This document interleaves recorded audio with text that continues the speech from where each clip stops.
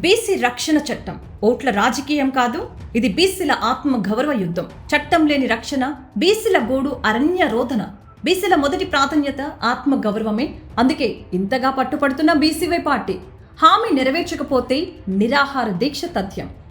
దశాబ్దాలుగా పల్లెల్లో, పట్టణాల్లో వెన్నెముకగా నిలిచిన సామాజిక వర్గం నేడు వ్యవస్థాగత వేధింపులకు గురవుతుంది.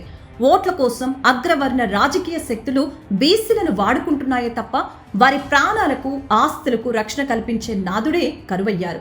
ఈ నేపథ్యంలోనే బీసీవై పార్టీ అధినేత బోడే రామచంద్ర యాదవ్ అగ్నిశిఖల లేవనెత్తిన డిమాండ్ బీసీ రక్షణ చట్టం.